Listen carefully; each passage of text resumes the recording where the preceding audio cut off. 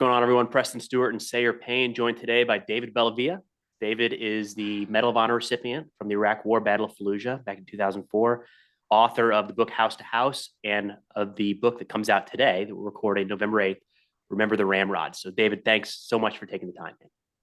Thanks for having me. I appreciate it, man. So we were just starting to talk. Go ahead, Sayer. I was just saying we were just starting to talk how today it's awesome for us because it's like the day the book's coming out. You got Veterans Day on Friday. That's when this episode is going to drop. We release on Fridays, and just coincidentally, there it is. And then it's election day of all things too. And you got a busy plate, so it's definitely a real privilege for me personally to have you on. I mean, I read House to House when in 2009 I was doing my Fort Benning time, doing the infantry officer stuff, and just reading as much as I can, just getting ready for it, getting ready. And I read House to House was recommended to me in IOBC from one of my instructors or someone there, maybe one of my lieutenant peers or something. And it was very impactful for me personally, just getting just that mindset, just the realness of what's coming. And when we first started doing this, we're always doing it for fun, just have a good time, share stories and relate to people, talk and learn from our struggles. And this, when I did my own little bucket list, it was you and Sebastian Younger. So it was like, it really is truly a privilege to be able to do this and have a conversation with you, because I really respect your mindset, your perspective that you have. And so we're just excited to sort of be here today. That means a lot, man. That you get all these, endorsements from people that are I get the feeling that the literary world doesn't want to hear from veterans. There's a mindset out there that, people that have a story to tell, that have gone through different experiences. I think it's different when you first come home. When House to House was written, it was like I really didn't know what role. I didn't want to write a book that was going to be war pornography. That wasn't my intent, although it was received that way, which was kind of a bummer. But this book, it's like 20 years of reflection of what the entire experience was like. And when I talk to people who have served, and now you're a dinosaur, you were a young buck, reading that in 2009. Now you have reflection. And so now it's not a point where it's like we all had a Fallujah, whether it was a high profile fight, a little fight, no fight, an IED, whatever it was, and how we process that and how we maintain our place in civilian world. That to me is far more fascinating than, these war stories that kind of, I think they have a shelf life. This next generation is going to serve. They're going to do their thing. But this is a middle-aged man looking back when they were young, But I appreciate what you said. That means a lot to me, man. Thank you. Well, it's got to be challenging though, because there's a shock factor involved with a book like House to House, the combat, the anxiety, the tension, war movies, war TV shows, all of that. But when you're writing something more about these reflections, it's a harder sell. I feel like not as many people, it doesn't have the shock value. Not as many people are going to grab it like they would a combat story. Yeah, I mean, my goal was never to. I know this kills, Harper Collins, but I don't really give it. I'm not a fan of. Look, I'm competing against Matthew Perry and Bono and Prince Harry. So I mean, this isn't like, to me. This isn't about. I don't want to write a book to be a bestseller. I really. There was House to House did well enough where there was people are like, write another book. I didn't have anything to say at all. There was nothing I had to add to the the Navy SEALs are going to deploy with their literary agents, and they're going to go and tell their stories. God bless the SEALs. I didn't have anything to say. I did have something to say now though, because I thought for the longest time that I missed war. I thought I missed the adrenaline. I thought I missed that sense of that we live on that razor blade. of what's tomorrow going to bring. And as when I came home, I had this tremendous feeling that my life peaked in my 20s and that my best days were behind me. I looked, Chuck Yeager just died last year, and I noticed that Chuck Yeager at 99, we're talking about the sound barrier with this dude when he was 24. I mean, talk about like he did a little bit more with his life than break the sound barrier, but that's all we focus on, right? And I realized after this ridiculous award, which is so weird and awkward, but I realized that I missed my people. I missed the guys. I didn't miss the war. I missed the relationships. And so many veterans that I run into, we don't know, do we have purpose again? Do we have validation? What is our job? I knew every day I put the uniform on what I was there to do, what I was supposed to do. And when I came home, I didn't feel that sense of camaraderie. Civilians will like you before they trust you. You go on a date to earn trust. You do a job interview and you talk about how much you like someone before you actually build fidelity.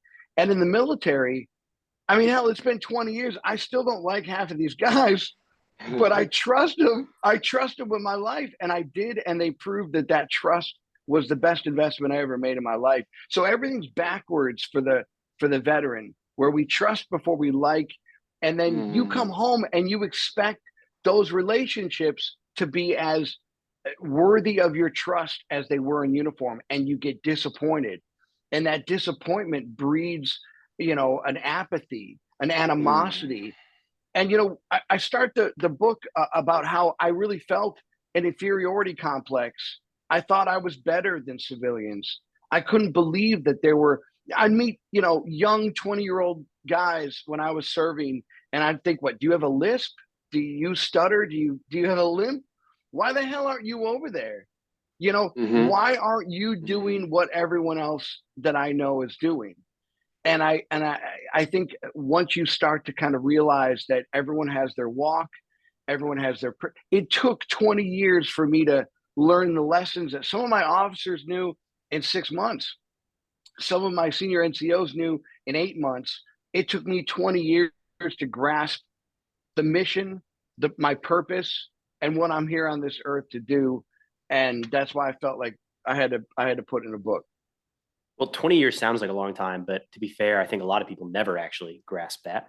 And I think even more probably say they do or feel like they do, but don't.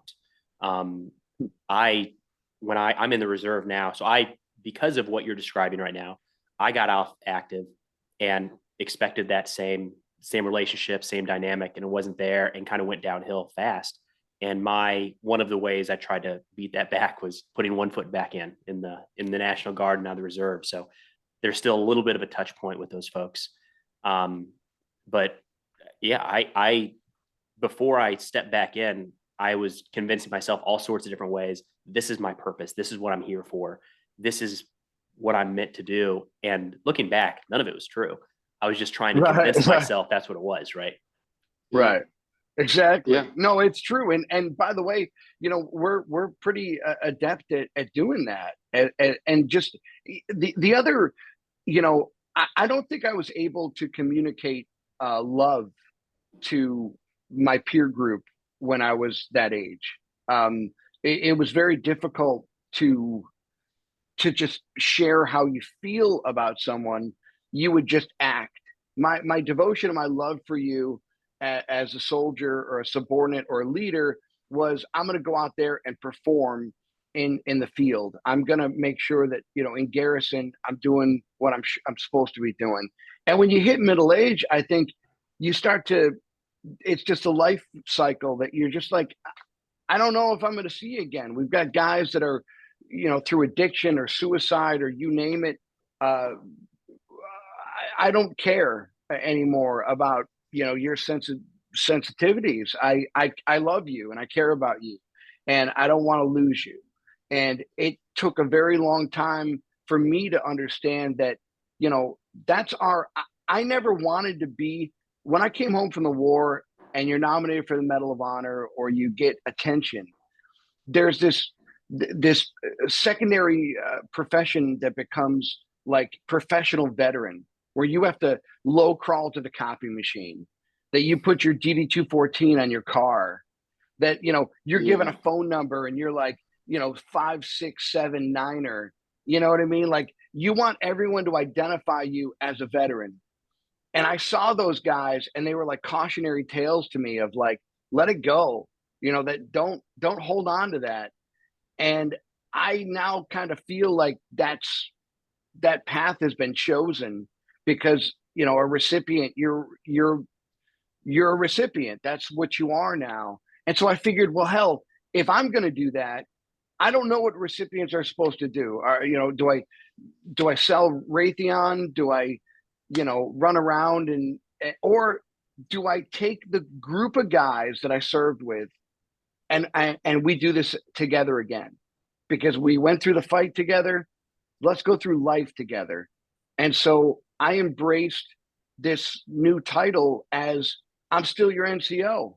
I'm still your guy, and I need you in my life, because I don't know where else to turn but those men. And so this kind of became a 15-year gap in each other's lives, and now we're back together, and it's a really beautiful thing for me.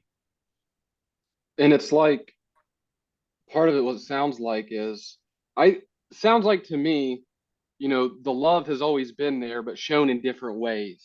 Yes, sir. Because it's like, and this is from, let's say, my experience as a platoon leader working with squad leaders, which again, I think squad leader is the most badass, an infantry squad leader is the most badass role. And of course, a team leader, but right. I want pit bulls, right? And so the role at that time to show the love was the hard knock way. I think it's an opinion. These are all different styles, and maybe that's why I relate to things. But the thing is, what was asked of you, the situation that you guys all found yourself in, for what so many variables for you to find yourself, this Cold War unit trained up to fight the Soviets for generation plus, finding yourself in counterinsurgency with direct fire engagements. It's a very difficult thing to find yourself in. And of course, unrelated to 9/11. And it's like, but you were there though, and you had a job to do. And that touchy-feely love thing, I think that when we say the word love, we think it's like we have to think it's hugs and kisses. Right, but right. That's right. not the case. And maybe there's guilt by not being normal. Because that's what I'm supposed, those are the shoulds. And that's what I'm trying to work on, is like, eliminate the word should from my diet, right? My vocabulary, because that gets me into problems, because I feel like I should be doing this. And then you can get down that apathetic, now you're living for other people type thing. But anyway, and I think it ties into you writing the book itself. And this might sound selfish, but I don't think it is. You were doing it for yourself, right? Because you should write a book because you got a bestseller, so you should write another one. But you know what? We all know you shouldn't speak if you got nothing to say. And so, and it's that tough balance. And I think that's with being a veteran too. And that's why I feel weird at doing the podcast, because we're not supposed to talk a lot, I'm telling you though, or whatever. We're not supposed you're to. so true. There's all, that's such a brilliant observation, because that idea.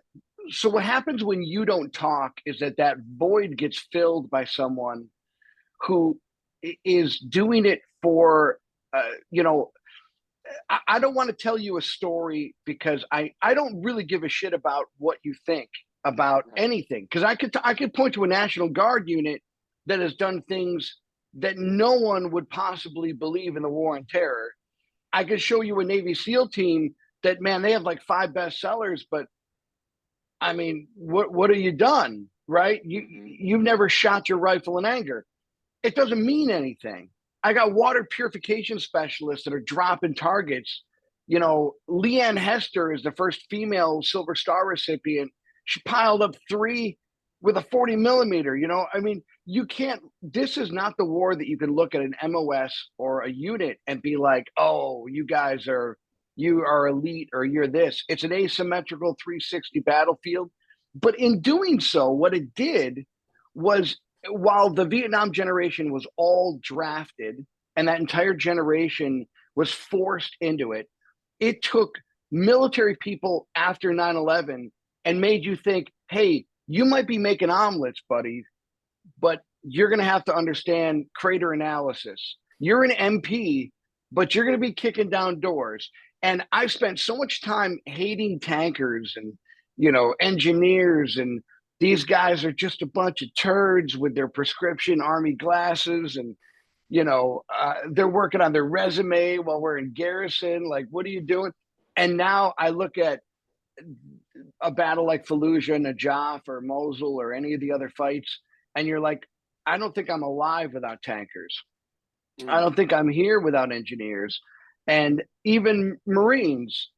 How beautiful that entire body of brave men and women are, and it was a generational fight. So now, what do we do with it? Do we take that trauma and become victimized by it, or do we take that trauma and say, I'm empowered by it? Because I'll tell you what, if you can go through the military, I would go to a job interview and it'd be like all these people in a room and they're like flipping out over, what, and I'm like, listen, everything's going to be good. And, veterans are incredible in finance. There's just a draw to the financial industry. And I figured it out one day when I was talking to a guy at Goldman Sachs, and he was like, risk assessment. You turds don't need anything. Like, you're never going to get 95% certainty in anything you do. Like, I tell a veteran, like, I need 95, and he's like, I'm good with 3. Like, I'll tell you what, man, I'll figure it out. What can you do? What can your people do? And what's the bad guy going to do? What's the competition going to do? You tell me what I can do, who I'm with, and who I'm against, and I'll roll at 5%, guarantee. And that's beautiful. Like, there's an industry for people that think like that. We're not just, no offense to Home Depot and no offense to Walmart, a job's a job, but we're more than that. And we have to take ourselves seriously to be more than that. So when you're looking at ambition and you have a podcast or you have an opportunity to go out there, don't be hindered by that guilt of, why am I doing this? That's what you're supposed to do. The one message in this book is that our service starts when we come home. The stuff that we did in uniform was just that was basic training. This is where we serve, because with all of the problems in the world, my unit, we canceled each other's vote out. We like different sports teams. I guarantee you there are people that love differently than I did. Our skin color, our socioeconomic background. We argued, we disagreed, we worked together, we got it done, and we respected each other. That is missing in America today. And I think just like we saved our country at a time of war, we need to save our country at a time of peace, and show each other that, it's just not that serious. There's real serious things out there. Disagreeing over, are just the dumb issues that we have today. Anything. There's plenty it's a waste of time. It really is. You hit on it's something. It's a cause for optimism. Sorry, go ahead. I was going to say, you hit on something that I think a lot about, which is to not pity veterans when they come home. And when I say come home, I mean leave the service. Doesn't necessarily mean come back from overseas, but I don't know how to draw that line, because there's things like, fixing things at the VA or getting acknowledgement of burn pit issues and PTSD. Like, there are things that need attention so they get resolved, but it feels like there's such a fine line where we spend too much time talking about that. And now when people hear veteran, they hear PTS, they hear burn pit, they hear trauma. But if it wasn't brought up, then we wouldn't get those fixes and get the things that need. So it feels like such a tough balancing act. I don't feel like we've walked it correctly, but I don't know how to get to do that. I'll tell you, all you got to do is look at the Vietnam generation, because they have all the answers. They came home. The World War II generation treated them like pure dog crap. Yeah. And for everything that the World War II generation complained about their Vietnam sons, they're the reason why you have the VA. the Vietnam generation is the reason why you have a Veterans Administration that does something. That was not the VA the Vietnam generation inherited. They changed it, right? But you're absolutely right. So I got the Medal of Honor. They took me back in the Army, and I just did nothing but go to recruiting stations and talk to young people, go to graduations. And the one thing that I would constantly complain about is that I'm doing an outstanding Army commercial, the new generation, be all you can be. I got a guy sweating, and he's, got his degree, and he's, it's like, St. Elmo's Fire, sort of. It's got a 3-act structure. The commercials like be better, go fight, and then it's followed by a limbless veteran trying to open his cabinets, right? And there's a schizophrenia. We have to take care of people that have sacrificed. It's our obligation. I mean, this isn't a matter of, well, enough of the wounded guys, enough of the scars that you can't see. That is our obligation, to take care of those heroes. But is there a way to do it without running it right after the public service announcement saying, I need your son or daughter? Because if I'm a father and I'm seeing that, I don't want to give you my son, because I don't want him to have to open up his cabinets. I don't want his cooking range at his level of eyesight, because he can't walk.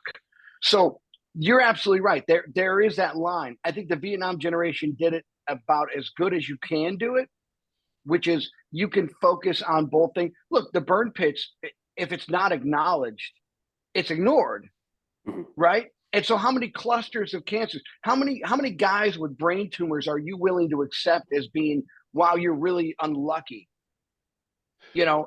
We did the same thing with Agent Orange and Agent Blue. This wasn't a real thing until 1987. It took Oliver Stone to make a movie, Platoon, for people to even acknowledge the valor of Vietnam. And Agent Orange was not even a thing. You had guys with all sorts of cancers and you name it for 10 years that were completely undiagnosed and untreated, and we didn't know what it was. Now we know. So now that we know, naturally lawyers are going to get involved. I mean, my God, Camp Lejeune. If I hear about another commercial for Camp Lejeune, they're showing up here in Tennessee. Yeah. Oh my Lord God! But again, I understand it, right? I understand that the litigious nature of the United States. I understand that people are going to want to, but I can't be distracted by the bad actors. I can't be distracted by people that are going to try to take advantage of this. The reality is, everyone else is doing it because it makes them feel good. Everyone else is doing it maybe because of guilt that they didn't serve themselves. We aren't those people. We're obligated. And just like you, downrange, if I got popped in the kneecap and I was in trouble, you're not even thinking 2 seconds about sliding and grabbing me by the H harness and dragging me out. That's your obligation. It's not because you think I'm charming or I'm fun. You are obligated to help me. We're obligated to help our people, right? So our feelings and the world's feelings, I just stopped caring about the world because I don't understand them and I can't control them. I know what I can do. And I think that we can do a better job of reminding Americans that America's worthy of our defense, that it's a great opportunity to better yourself and better your community when you come home. But the best commercial for the Army, the best commercial for the military is what you're doing right now. The next time you talk to a young person about joining the military, don't tell them what you did in the military. Tell them what you're doing now. Because I'm telling you, you wouldn't accomplish anything without that service. I agree. Right? So I don't tell them about war stories. I like to say what I'm doing now and what opportunities I have now, because I'm ready to handle adversity. I'm built to deal with stress. I'm not throwing myself out of a building because my hair doesn't look the way I want it to look. You know what I mean? I'm not run by followers or retweets. That's important. When I was transitioning off active, I was coached that you're not supposed to say you handle stress well, because that means that you invite stress in the environment. And I remember seeing that and thinking like, oh man, that might be one of my strengths, is that I can. I know, right? I can't say it. Don't say it. Don't say the S word. Should. I'm That's the good shit again, and they're planting that seed into your head. It's not you. Yeah, I'm good at cooking off grenades. Don't bring that up. Yeah. Don't do that. Yeah. It's the doing without thinking. You know what I mean? When you're saying obligation, what I hear is the doing without thinking, dragging the guy. It's when we think is when we mess up, right? It's like we can get all wrapped around. I feel like it's best to be in an environment where, yeah, it's like, how weird is it to, well, especially the stuff you were doing, but it's like reacting to a near side ambush, right? To think of not running away from that, to actually running towards they're chucking grenades at you and you're running towards them, not away from them. You're not even ducking low and laying on the ground. You're actually just going literally towards them without thinking. It's just a sort of reactionary thing. Have you ever stacked on a house downrange?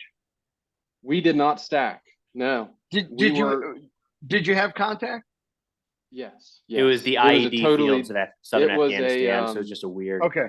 It was what would have happened? So let me ask you, because I get this a lot, and I want to just kind of break that down, because it's one of those things that if you're driving down the road and you get popped with an IED, and as you're recovering from what just happened, there are 35 enemy insurgents on the other side of a ridge line.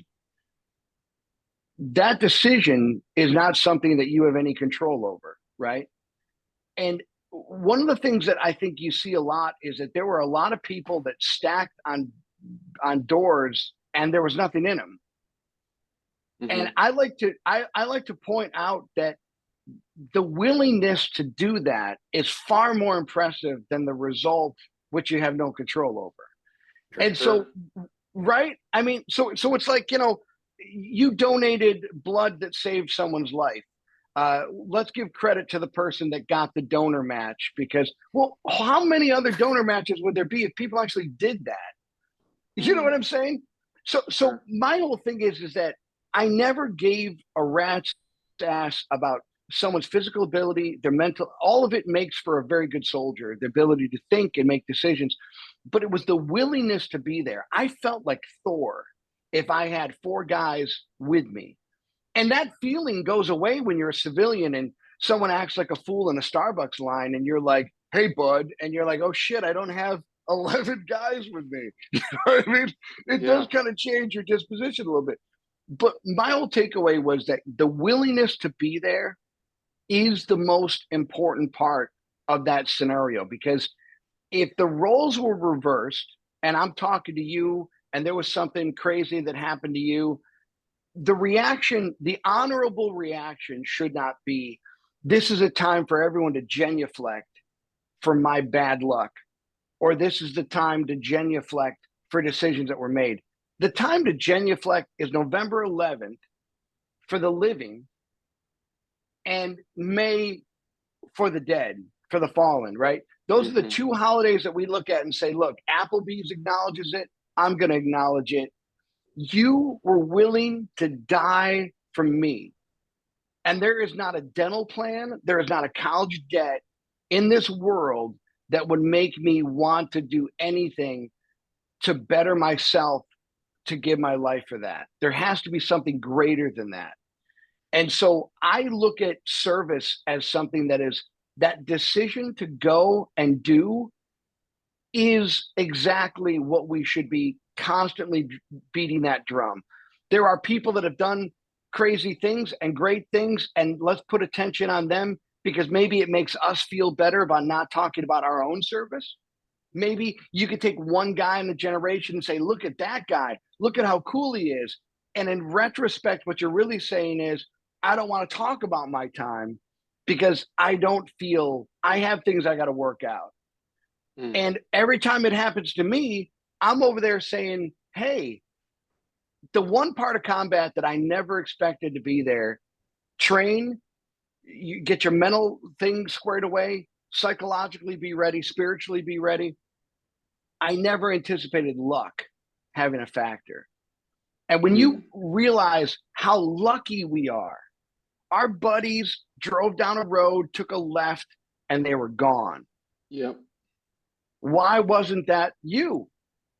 Well, did you know that you wanted to be 2 vehicles back because you're an officer? Why didn't you sit in the first vehicle? There's nothing you could have done to change the scenario. So how much of it is just a random splash? And once you realize that it is random and there is luck and the enemy has a say in all of it, now what can I do with my life to reflect the people that aren't here anymore? Because I can't off myself when my girl leaves me. I can't quit my job because I'm feeling a case of the Mondays. I can't get a tattoo on my face because people don't get me. I've got to represent and live my life for the people that aren't here anymore, because whether or not they made a choice to go left or right or do whatever, they took our place. And I would hope that if I wasn't on this earth, that there'd be someone in this little box talking to you saying Bellavia was worth it. Bellavia was worth anything it took to avenge him, to protect him, to bring him home to his parents. And I have to live my life for those guys. I have to live my life because they didn't have a chance to live their life. And we cannot anymore be vocally in public negative about our problems. It's not helping. We had our time to bitch and moan. We've had our time to collect ourselves about the mission and the bad intel and the wars that we fought. Now is the time to tell our fellow citizens, if you need someone to trust, I'm your huckleberry. I'm your guy. And I'm gonna lead you. I'm gonna make sure everything's okay. I'm gonna be ethical. I'm gonna be a true north. I'm gonna take care of what you have a hard time taking care of. And I'm gonna do it with distinction, because that's how I was raised. That's how I was built, is to handle that stuff. You think that just takes time in a sense, because you have to show rather than tell in a lot of ways? And there are some great voices out there. I know you just talked to Jocko recently, and he's one of them, right? He's just hammering messages, such important messages to anybody. But I feel like a little part of it also is being able to look back and say that veteran ran this business, helped this community, ran for office, whatever it might be, that it might take 5-10 years or something to see the product of kind of what you're talking about. You know, yes, the answer is yes. But the other part of that is another lesson that, is kind of behind this book is I really thought I needed, and I think this is the social media aspect of our culture where, you're not eating a good meal until other people like it. You didn't really do anything in the army until someone else acknowledges it. Sure. And I've gotten to the point where, I mean, honestly, people legitimately will say, if you could do it over again, would you have done what you did on November 10th to get this award? And the legitimate answer is absolutely not. Knowing what I know now, not a chance in hell would I ever want this amount of light on my life. It's not worth it. Honestly, it's not. This is way too much to ask of an individual, and it's not fun. But here's the reality. I'm confident that my guy, someone would have done it. You know what I'm saying? I'm not, I mean, I didn't work with people that were just, robots. Someone would have filled the void, because that's how we are. But the reality is that the validation part of our service, if you validate yourself, if you are the validator, I don't need to be discovered. You know what I mean? You could do a blog for, 20 years, and someone is like, I watch you every single day. I read you every single day. You're touching my life. That person you have impacted and have given them a mission and a focus and a light. Does it matter if there's 30,000 people that just tune in for 20 seconds? Or is it the one guy that's like, dude, without you two, I would have been a number. I would have been a casualty. Mm. So what are we doing here? Are we doing it because it's the right thing to do and we're making an impact? Are we doing it because we want people to say, "Oh my God, you're amazing at this"? No one ever cared how you didn't serve because you thought I look great in these pants. I don't. My I didn't. DA Sayer, maybe. right. Sayer was like, that DA photo is just There's incredible. tab idolization as a young infantry guy. You want to the badges and tabs That's are true. draw. We got to admit. No, But it's listen, the, no, but it's the that person always wearing happens. them though. But that always happens before the Great Crucible. Absolutely. Mm-hmm. You see the fruit salad and you see all the ribbons and you're like, wow, that's incredible. And then you think to yourself, well, what does it take to get that stuff? And then you get quality leaders that are. I used to love the guys that just wear like one bar. They've been in for 35 years. They've got like every Pathfinder and they're just like rainbow ribbon, defense service, NATO, and that's it. And it's like EIB, no CIB, EIB, walking around like, I don't need you. You're not why I'm here. You're not in my food chain. I love that. That was our ops sergeant major. You just described him. Yeah, Badass. that's perfect. Doesn't Came up need in anything. the 80s. I don't think he I'll wore his shoot Ranger you. tab. Yeah. Yeah. I'll Yeah. pop you with an M16A2 and it'll kill you just as quickly. Absolutely. Yeah. On bipod, full auto. That was the saw. Right. David, looking at that side of things, we talked at the beginning about the transition and trying to find meaning and the connections that you made in the service that I think just about anybody can speak to that spent a few days in the military. I feel like we always have that conversation with veterans. Is it something that we can bring up earlier while the people are still in uniform about, I don't even know what to say, like cherish this or remember this? It feels like we're always addressing it after the fact instead of before they step out into the world and that thing is gone. Yeah, that my biggest regret is that, you remember that famous West Point class in the Civil War? These guys were like, you look at one graduation class, it's got like Stonewall Jackson and Robert Lee, all these like legends of the Civil War. And they cut their teeth in Mexico. They went into the Civil War, or they went on to do all these crazy things. And I really thought we were going to get that out of the Global War on Terror. I thought the lieutenants that we served with were going to be the best 4-star generals ever. Sure. And that all of those 20 years of combat were going to make us more reliable to our allies, more intimidating to our adversaries.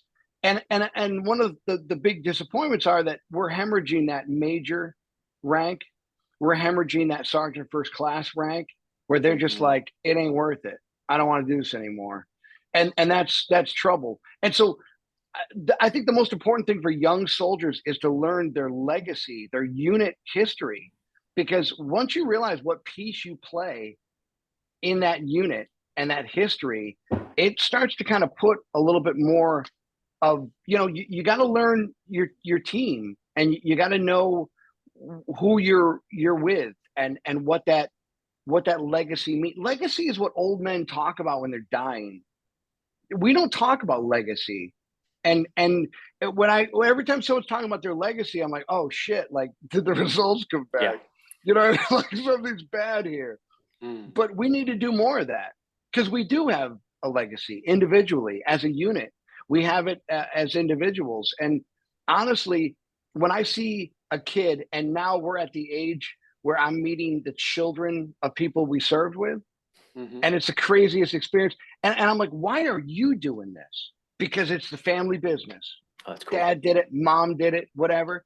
It would be great if this was the family business for everyone. If everyone could have some ownership in service, I think we're a completely different nation. I think we're a different people. I don't think we have problems. I don't think you have issues on the streets. I don't think you have any of the difficulties that we currently have today.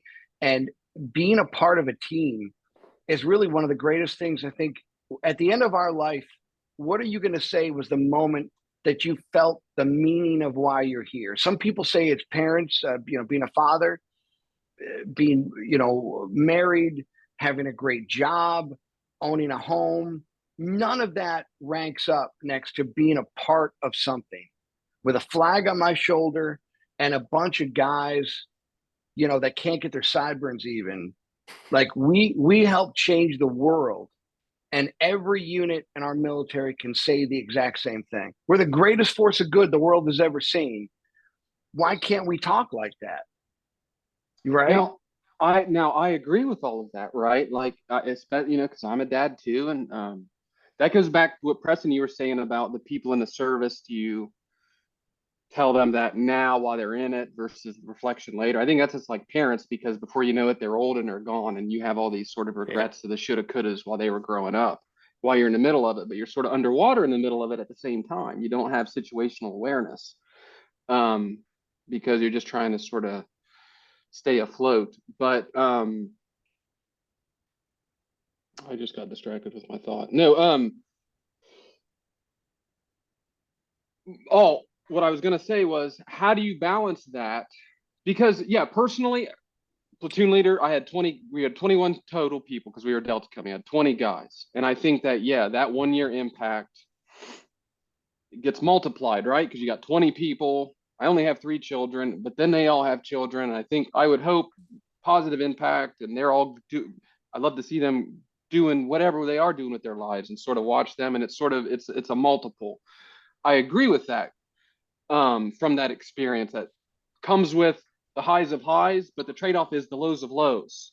You have to have both, right? And that kind of sucks too. But back to what you were saying earlier about the feeling of peaking in your 20s, because at the same time, that acknowledgement to me is still kind of living in the past in a way, right? And it's tough because I don't want to feel that way, but then I also do. When I got out of the military, I kind of told people, is like, my struggle is I'm like 25, 26 years old. And from my professional goals that I set out to do, whatever, I walked on the moon, right? It's like the Chuck Yeager thing. Right. And it's like, what the hell am I going to do now? I got kids now. I didn't then, I do now. I know that that's a pressure and a burden, but it wasn't. That pressure, to be honest, of being a dad and a new dad, it was exciting and thrilling, yes. But that pressure did not, and still does not necessarily feel the same as what the other thing was back then, and like to do that and complete it and to come home, luck and all those variables. You did it, you planted the flag. I don't want to live in the past, but I don't want to forget it. It's turning into a dream. Yeah. No, that's all real. And I lost my dad a few years ago, and I think one of the things that hurt the most when you lost someone downrange was this guilt and shame when you didn't have a photo of them. They were so new to the unit that you didn't get a picture with them. And so their boots are there. They're someone else's boots. It's someone else's helmet. Nothing is real. And their body's not there. And so we just come up with excuses in our own head of how we deal with, well, they went to another unit. I didn't know them long enough to actually care about them. It's not real. And then you forget the voice of someone that you really cared about. How do they sound? And you think, well, with your own father, with your own sibling, that'll never happen because you grew up with them, and you forget how that sounds. And so you are caught between, if I don't live in the past, I'm not honoring them. I would hear stories of friends of mine whose spouses, they died in Iraq and their spouses got married again. And I would think, that's just disrespectful. Like, what the hell are you doing? That guy loved you. He literally died for you. All he did was talk about you and your, kid and you, and he built a house for you, and he gave you all this money when he was on deployments. And someone came up to me and was basically like, hey, dude, that was 12 years ago, man. That was 12 years ago. This woman, you have no idea what she's gone through. 12 years has passed, and now let her move on with her life. And so I'm living in a cryogenically frozen period of my life. Everyone else has moved on. I'm the guy that is, still in 2004. Everyone else has moved on, And I feel I have to live in that moment, because if I don't, I'll have forgotten them. You know what I mean? I'll have somehow lost their voice or their image. And that's a process that takes a long time that you have to get into, where you have to essentially say, look, the best thing for the best thing, I think you have to be, fatherhood is so much easier when you've served. And in a way, I think we're all kind of surrogate fathers at some aspect to young soldiers when we're downrange. And it's a gestation, it's a natural gestation. But at the same time, one of the things I had a hard time with as a father was, they're not soldiers. You're not going to smoke your kid. You're not going to counsel them. You know what I mean? Like, there is that period where some things plug and play, other things don't plug and play. But there has to be a way that you can have a good relationship that didn't work out and move on as an adult. There's ways that you can have a bad relationship, learn lessons from it without living in the past. Mm-hmm. And I think civilians do this better than we do. And, a civilian will have a really horrible boyfriend and learn the lessons from that boyfriend without having to be mentally or emotionally connected to that boyfriend. And they're moving on and finding their happiness. Veterans, we're like, oh no, obligation, fidelity. We are cheating the dead and the fallen unless we smell diesel every morning, unless the cordite is in the air, unless we're freezing in a t-shirt when you now can wear fleece. No one's controlling what you wear in the morning. You can do whatever you want. There is that juxtaposition of, am I betraying? How do I deal with it? And I guess that what I learned is that I don't have the answers, but I have a generation of Vietnam veteran. And every time I look at my life, where am I going to go? How am I going to end up? I look at that Vietnam veteran and I think they did it. They did it. Mm-hmm. Just listen to your elders, because they're, they fixed it. They're doing all right. Well, anybody that's just listening to the audio is going to miss out on the combat David just did for 4 minutes with his light. That was impressive. That whole thing. It was like a battle drill. I'm like, react to no light. You know what I mean? I kept waiting for you to get Don't distracted. Think, just do. You're living it. There it is. It's dead again. I don't know what's happening. It's Chinese. So I know you already gave the disclaimer that you're not trying to sell 1 billion books, but if there's an audience that you really hope picks it up and reads it, what's that group? What's that demographic? I want to write a book that is going to not only help. I found it so difficult to tell my children, my family, because it sounds like you want to tell your kids, this is why dad's still cool, or this is why, this is why I'm this way. That was a desire for a long time. Now it's to the point where I need other people to just kind of understand that everything that you're going through is 100% normal. And don't be afraid to navigate those mistakes and understand that, we need something that is a tutorial where you can look at a war like Iraq that was divisive, based on faulty intel, and still see the beauty in the sacrifice of what happened out there. There's a way to look at trauma in our past and say we're better for it. And we're going to go through divorce. We're going to lose a job opportunity. We're going to make the wrong mistakes because we're not wired the way we were wired before we went down range. This is normal.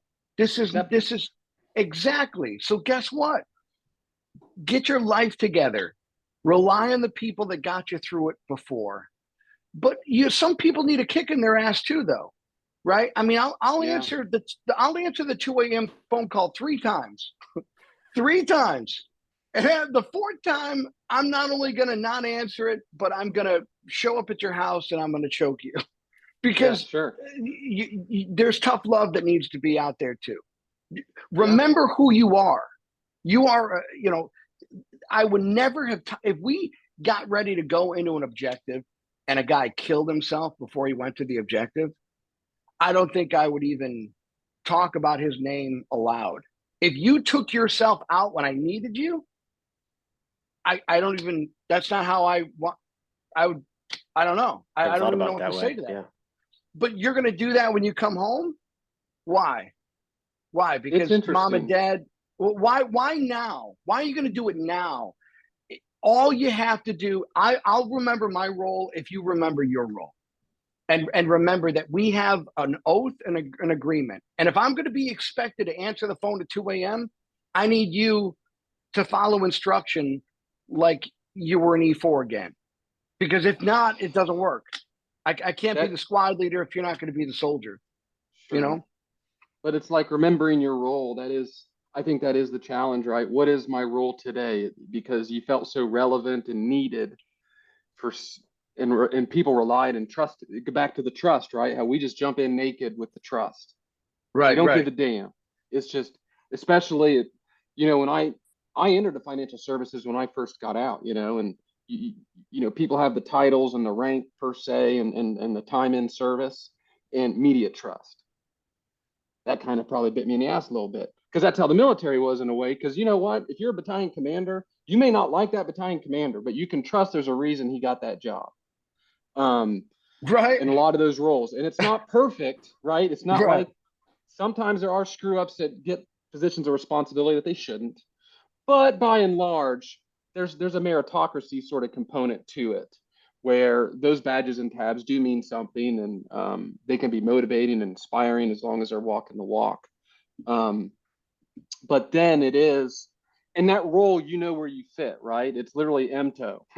You're in a specific role for a specific job, stay in your lane, right? As long as everybody has interlocking fields of fire and stays in their lane, I got a 360. There's no gap. You ain't getting through. I don't care if it's the water for purification, apply that to that aspect, apply that to getting chow done on time, or freaking patrol-based type ops and going on patrol. I really like this right here. I highlighted it. This is what you wrote in the book. The Great Awakening from combat doesn't occur on the battlefield. It occurs when you return and discover you've learned more about your home front than you ever wanted to know.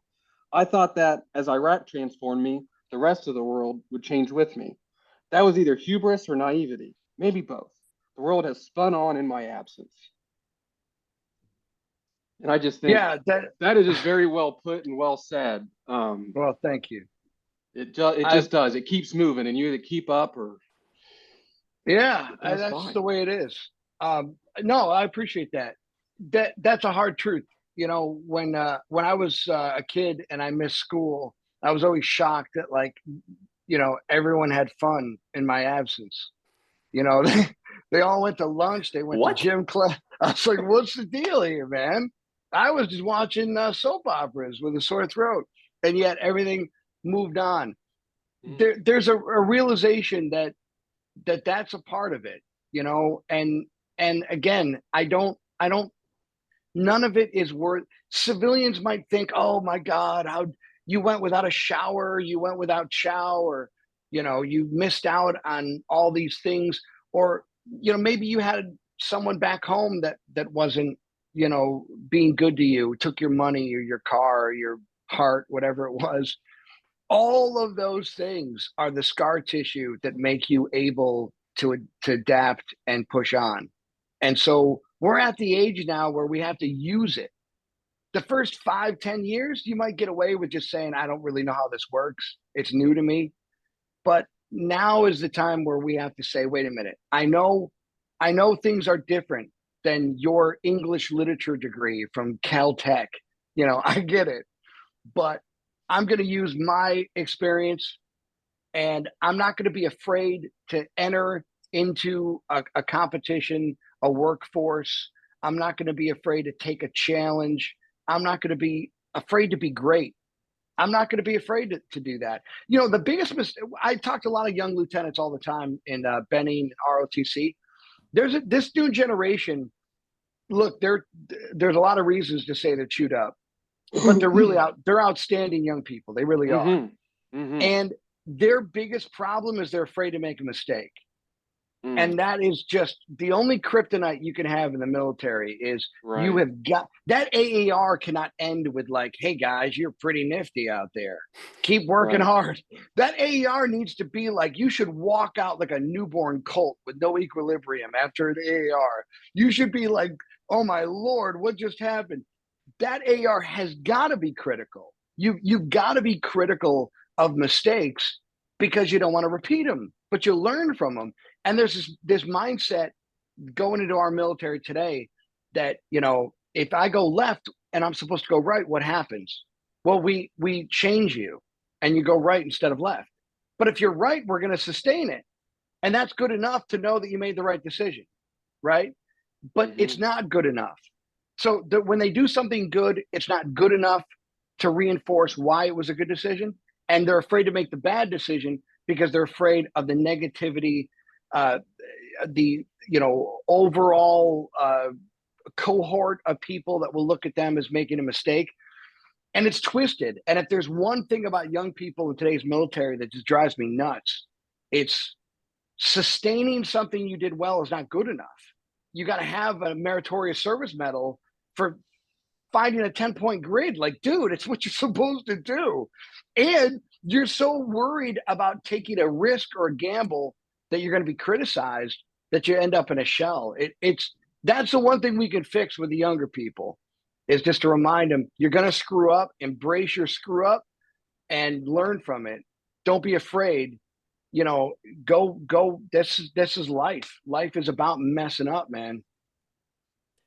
I like it. And Well, we were just talking about this yesterday. Preston and I had our little weekly huddle, and that concept of train to failure is what it is. That's how I would label that, train to failure. And I think that that's an excellent lesson that the military has, but that we embrace that aspect. That goes back to risk, and I think that probably correlates to jobs in financial services of sort of the tolerance and what's risk and what's not risk management. But I think it's indicative of the whole, right? I think, people complain, and I've been out of the military 10 years now, right? So I'm out of the game, and I haven't been making, not involved with it really whatsoever. But I think that the military at the end of the day is indicative of society as a whole. So when people have all these complaints of wokeism and this and this and that or whatever, or we're lowering standards on physicality and PT tests, the military is indicative of American society because it is full of every socioeconomic, every state, every religion, every race. It is the collective. And I think that those younger officers, number one, there's a reason they think that way, right? That you get a culture in the unit that'll just crush you if you screw up. It's that fear, the fear-based, don't screw up. I think I have felt that personally. Not that this isn't means it's a blanket statement, but personally, that the opposite of train to failure, right, is not accepted. That is not the way of life outside in the civilian world. People don't like that. That's an uncomfortable thing. But I agree with you, and I'm challenged still by it to this day because, like, I want to incorporate that in my daily life, train to failure, right? Because you learn so much about yourself by doing that. And what you do, forget about, my opinion at least, forget about if you did the you swept the objective and clean, all of it was great. It's the process of going through it, and it builds confidence. You know what I mean? That in humility that, hey, I'm not perfect for one thing.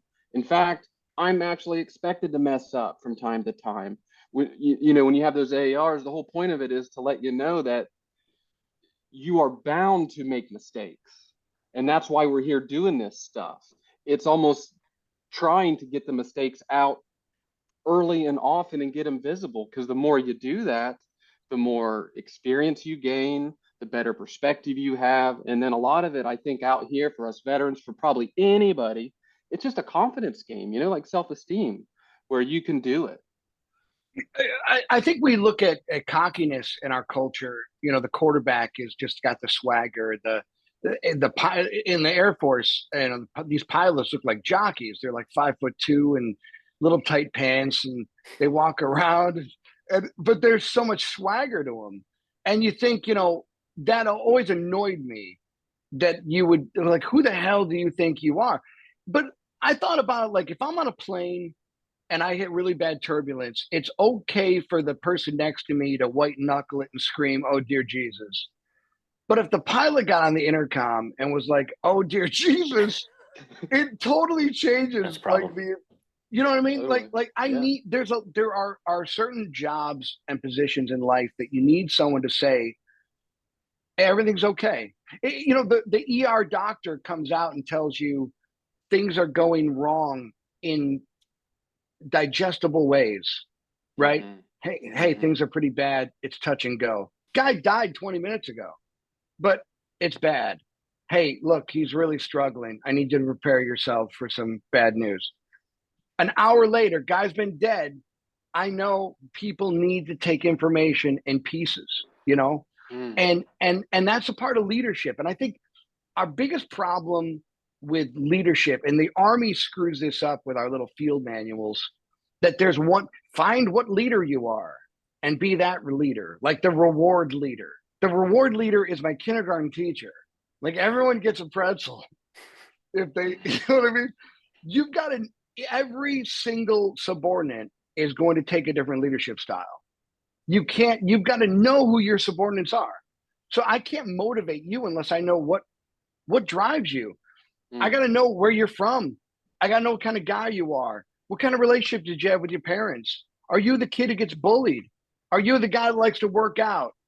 I need to know what motivates you in order for me to know what buttons to push. Because I might be able to emasculate you and I get more out of you. And then Preston is a guy who's just like, dude, just tell me what is your intent and I'll knock it out. I don't need you over my shoulder. One leadership style just means that hopefully your subordinates react to that. But if you know who they are, I can't tell you how many times I took a soldier on the carpet to talk to Lieutenant Colonel. They screw up. And an LT is asked a question of, tell me about this guy. And he looks over and he's like, I don't know. Staff sergeant? Is he married? Does he have kids? Is he a conjoined twin? Do you know anything about this dude? I don't know anything. How is that? You can't do anything with that guy unless you know every aspect. You have to know your people. What motivates them? Where are they from? How do they look at respect? How do they live in their lives? What's going on at home? What's going on in their emotional lives?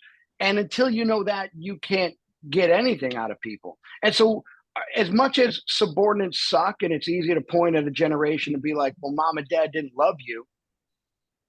Okay, there's an element of that. But that means I've got to do more because mom and dad didn't love you. I got to remind you that mom and dad didn't love you because maybe, I'm a jerk because dad drinks, or maybe dad drinks because you're a jackass.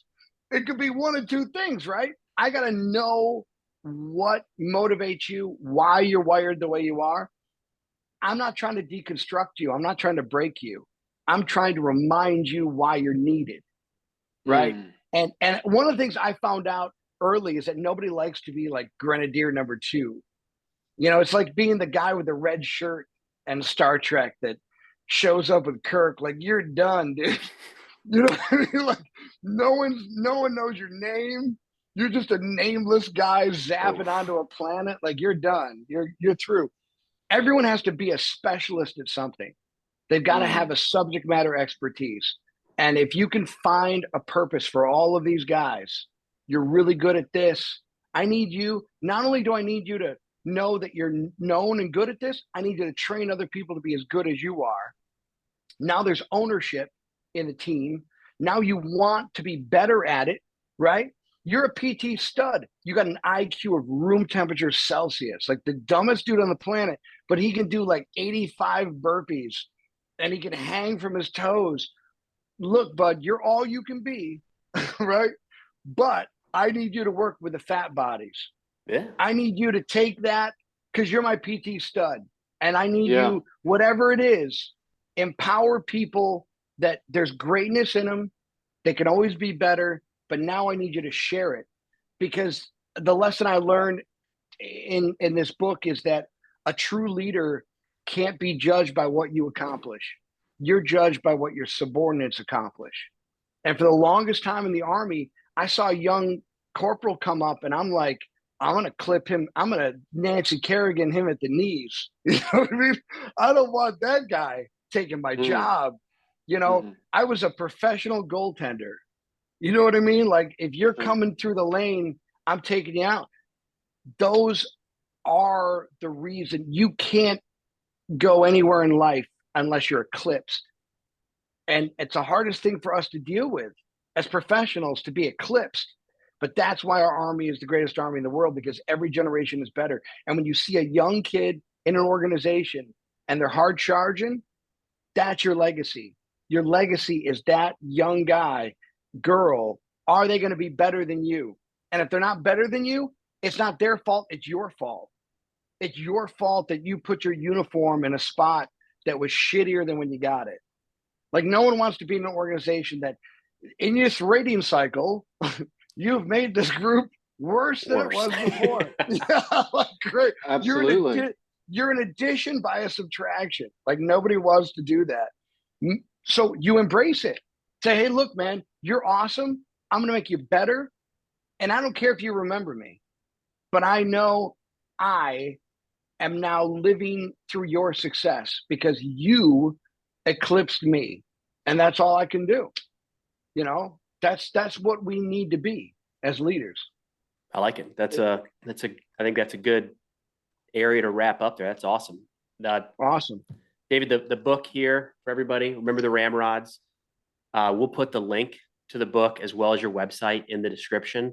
But David, thank you so much for everything you've done, for all you continue to do, and for taking the time to chat today, sir.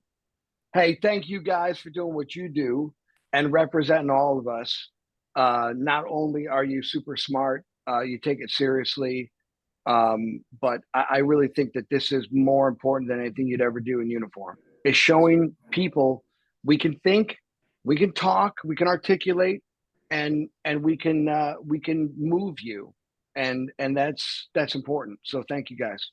Really appreciate it, sir. Thanks, David. All right, God bless you guys. We'll see ya.